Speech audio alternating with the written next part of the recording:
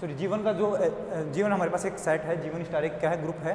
तो अगर ये G1 स्टार हमारे पास जो ग्रुप दे रखा है, इसके अगर मैं दो एलिमेंट लेता हूँ A और B, अगर दोनों एलिमेंट के बीच में पहले ऑपरेशन लगाता हूँ, उसके बाद इमेज निकालता हूँ, या फिर पहले इमेज निकालने के बाद ऑपरेशन लगाता हूँ, पहले ऑपरेशन लगा करके इमेज निकालो या इमेज निकाल करके ऑपरेशन लगाओ, अगर दोनों की वैल्यू बराबर आती है तो क्या बोलूँगा मैं, वो फंक्शन या फिर वो मैपिंग क्या कहलाती है, होमोमॉर्फिज्म कहलाती है। बात समझ में आ गई होगी शायद होमोमॉर्फिज्म क्या होता है।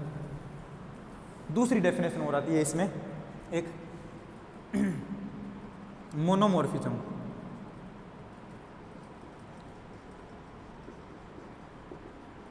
मोनोमॉर्फिज्म क्या होता है, a homomorphism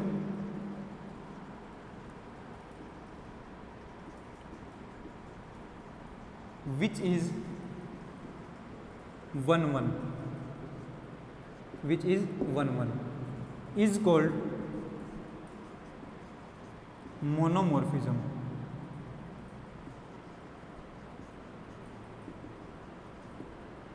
is called monomorphism. मतलब एक होमोमॉर्फिज्म मतलब ये सारी कंडीशन सेटिस्फाई करने वाली एक ऐसी मैपिंग जो G1 स्टार से G2O पर जा रही है और साथ में ये कंडीशन सेटिस्फाई करती है, उसको होमोमॉर्फिज्म कहते हैं। तो मैंने इस डेफिनेशन में देखना हो मोनोमॉर्फिज्म में क्या लिया है, एक ऐसी होमोमॉर्फिज्म मतलब ये कंडीशन पहले से सेटिस्फाई कर रही है, एक ऐसी होमोमॉर्फिज्म जो 1 होती है, मतलब एक ऐसी मैपिंग जो इस कंडीशन को भी सेटिस्फाई करती है और साथ में 1 भी होती है, वो क्या कहलाती है, मोनोमॉर्फिज्म कहलाती है। तो मैं बोलूँगा इसी को दैट इज मतलब अर्थात दैट इज क्या बनेगा, F from G1 star to G2 star G2O is said to be monomorphism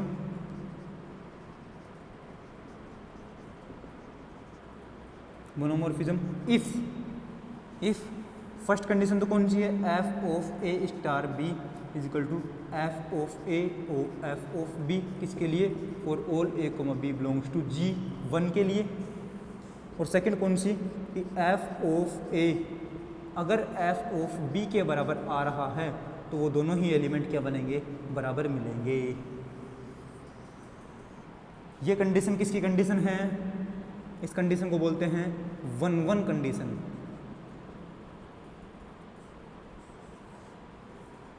क्या बना हमारे पास, ये तो होमोमॉर्फिज्म की कंडीशन है। 1 की कंडीशन क्या होती है, 1 का मतलब हर एक अलग अलग एलिमेंट पर ही जाए। तो मैं बोलूँगा 1 का मतलब क्या है, अगर दो एलिमेंट की इमेज सेम आ गई है तो वो एलिमेंट भी सेम ही मिलेंगे।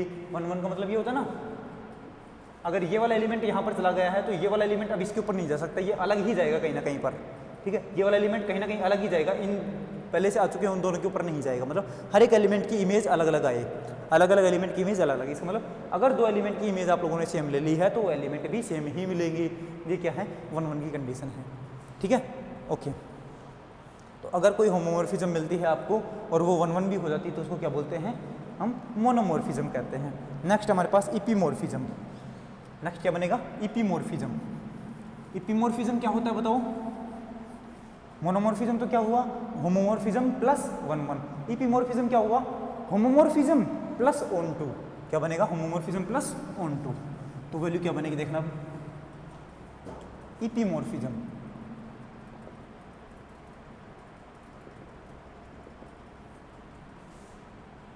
ए होमोमॉर्फिज्म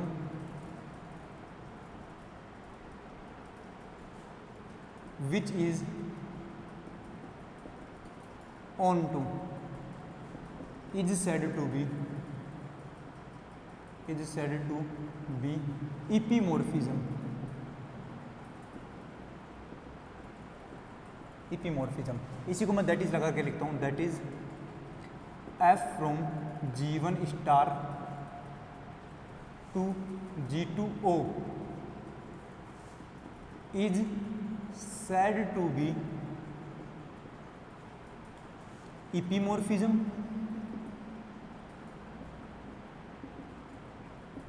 if फर्स्ट कंडीशन तो कौन सी, F of A star B क्या बनेगा, F of A O F of B बनेगा। भाई होमोमॉर्फिज्म तो होनी ही चाहिए, होमोमॉर्फिज्म तो होनी ही चाहिए।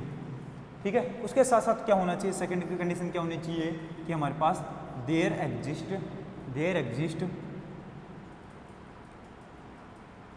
या फिर हम क्या बोल देते हैं यहाँ पर F is on to,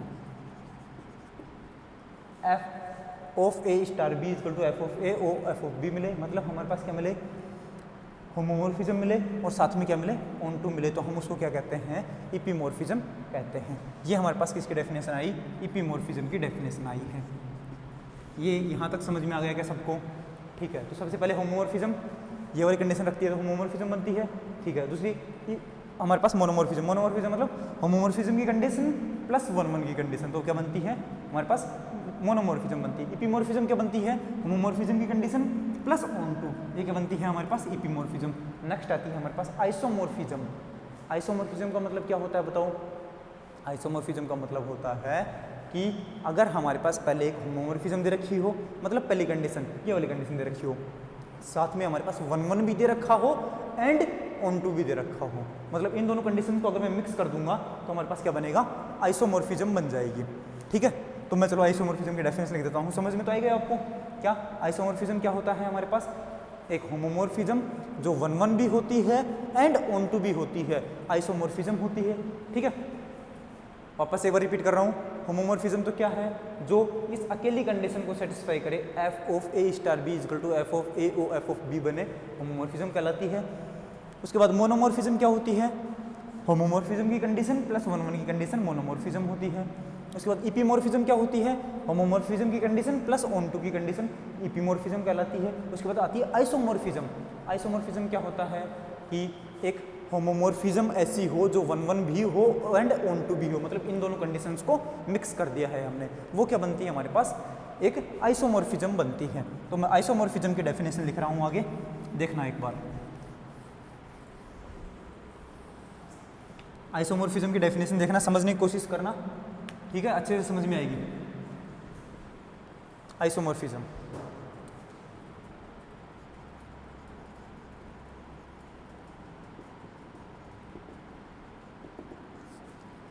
A homomorphism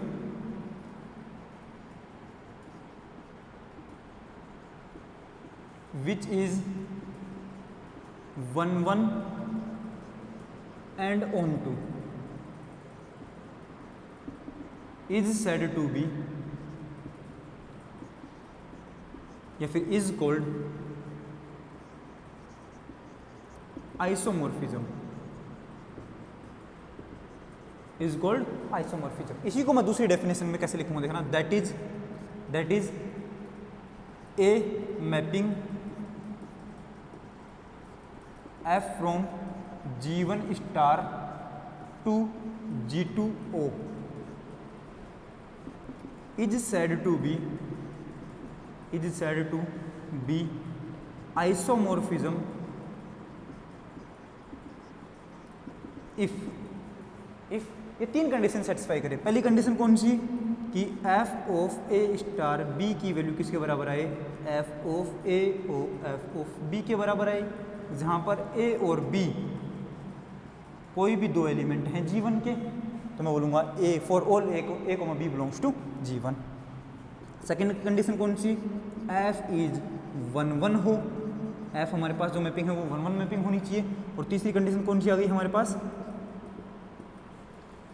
F is on to और एफ हमारे पास ऑन टू हो। तो देखना क्या क्या कंडीशन बनी हमारे पास, देखना एफ हमारे पास अगर होमोमॉर्फिज्म है, 1-1 है एंड ऑन टू है, तो मैं उसको क्या बोलूँगा, आइसोमॉर्फिज्म बोलूँगा। मतलब हमारे पास एक ऐसी मैपिंग जो होमोमॉर्फिज्म वाली कंडीशन को सेटिस्फाई करती है, 1-1 को सेटिस्फाई करती है और ऑन टू कंडीशन होती है, ऑन टू मैपिंग होती है, उसको क्या कहते हैं, हम उसको कहते हैं isomorphism.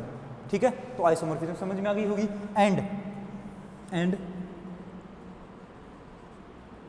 G1 star and G2 star sorry G2O, G1 star and G2O is called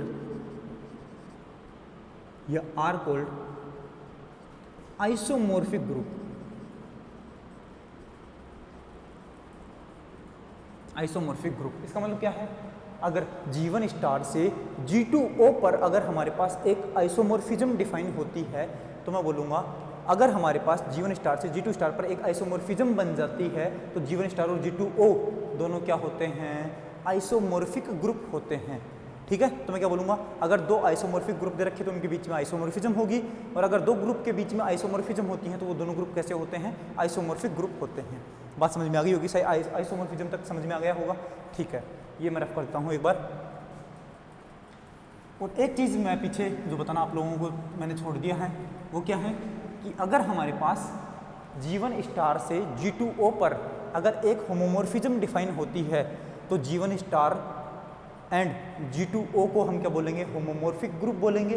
अगर होमोमॉर्फिज्म डिफाइन हो रही है तो होमोमॉर्फिक ग्रुप बनेंगे, और अगर आइसोमॉर्फिज्म डिफाइन हो रही है तो आइसोमॉर्फिक ग्रुप बनेंगे। ठीक है, और नेक्स्ट है हमारे पास और लास्ट है जो ऑटोमॉर्फिज्म।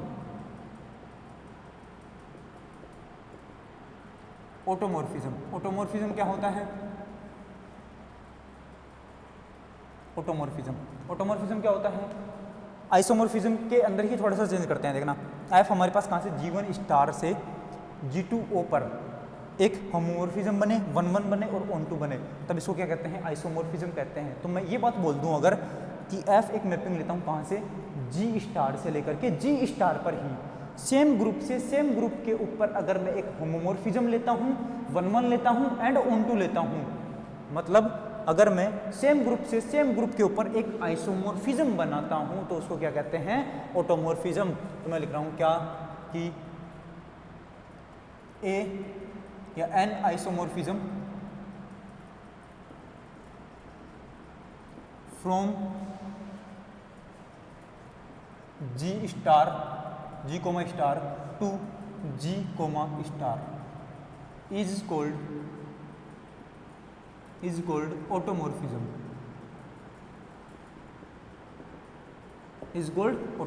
ऑटोमॉर्फिज्म क्या होती है बताओ, ऑटोमॉर्फिज्म होती है कि G स्टार से G स्टार पर ही एक आइसोमॉर्फिज्म, वो क्या कहलाती है, ऑटोमॉर्फिज्म कहलाती है। और आइसोमॉर्फिज्म का मतलब क्या है, होमोमॉर्फिज्म भी हो, 1-1 भी हो और ऑन टू भी हो। अगर G स्टार से G स्टार के ऊपर ही अगर आप क्या लेते हैं, होमोमॉर्फिज्म लेते हैं, 1-1 लेते हैं और ऑन टू लेते हैं, तो हम उसको क्या कहते हैं, ऑटोमॉर्फिज्म कहते हैं। ठीक है, इसी को मैं लिखूंगा दैट इज ए मैपिंग कैसी, एफ फ्रॉम कहाँ से, G स्टार से कहाँ तक, G स्टार तक, is said to be automorphism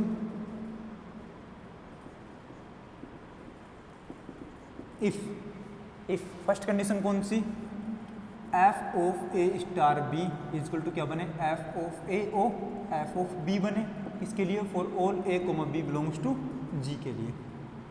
second condition क्या, एफ इज 1-1, और थर्ड कंडीशन कौन सी, एफ इज ऑन टू। अगर ये हमारे पास कंडीशंस बनती हैं तो हम उसको क्या कहते हैं, ऑटोमॉर्फिज्म कहते हैं। समझ में आ गया ऑटोमॉर्फिज्म का क्या मतलब होता है, ऑटोमॉर्फिज्म मतलब होता है कि एक ऐसी मैपिंग जो G स्टार से G स्टार पर जा रही है, सेम ग्रुप से सेम ग्रुप पर जा रही हो, साथ में हमारे पास क्या बने, हमारे पास होमोमॉर्फिज्म बने, 1-1 बने और ऑन टू बने।